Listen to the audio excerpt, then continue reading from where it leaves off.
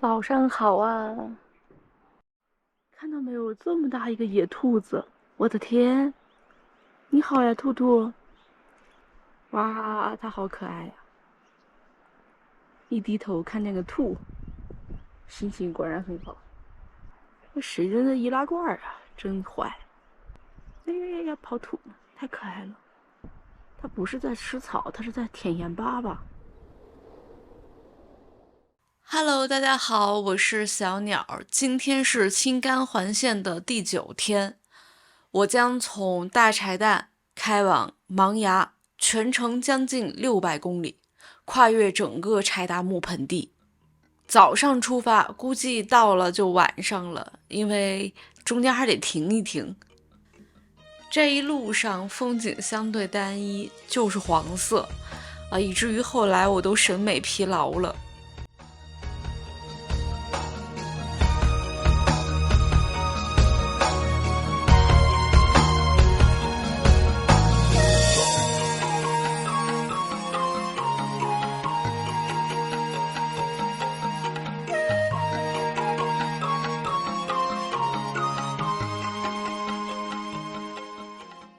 荒漠上的小镇，哇，右边的房子好老旧啊！还有2公里到色北起步。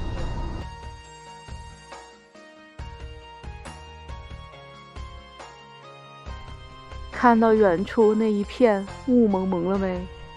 那是一群羊，羊大军，领头的是一只大黑獒狗。来了来了来了！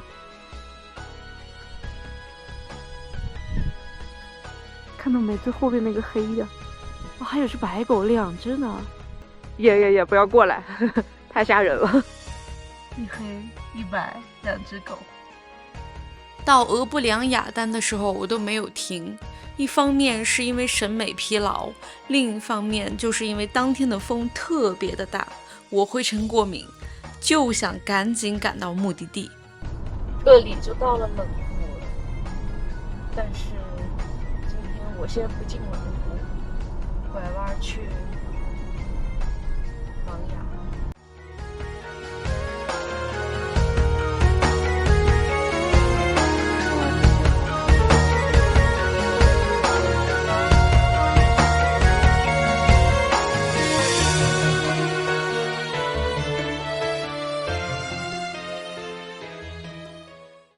过了黄瓜梁之后，就更像西域了。这里开始出现大规模的沙丘，戈壁逐渐成了点缀。当然，这里距离老的芒崖也就不远了。新的芒崖在花土沟镇，还是有一段距离的。从芒崖往西走不远，就会进入新疆范围内，但是最近的城市大概还在400公里以外，是若羌县。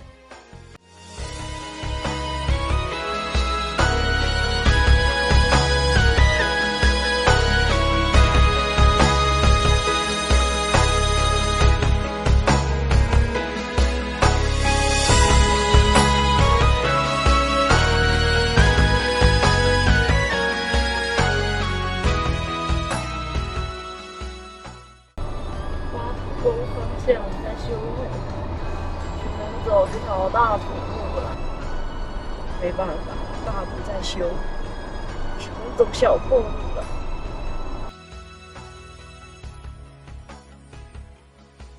快到花土沟镇了，还有10公里吧。然后看到了这有一个烈士纪念碑，开发油砂山石油事业。而光荣牺牲的烈士永垂不朽。洞春华体，我给放个这个吧，我也没别的吃的。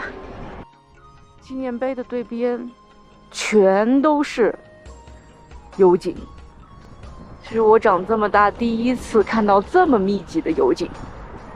这山的另外一边也是，我们从山的另外一边刚才翻过来的也都是。这个烈士纪念碑的另一边的对边，可以眺望到的就是嘎斯库勒湖。今天稍微有一点雾，感觉是风吹起来的灰。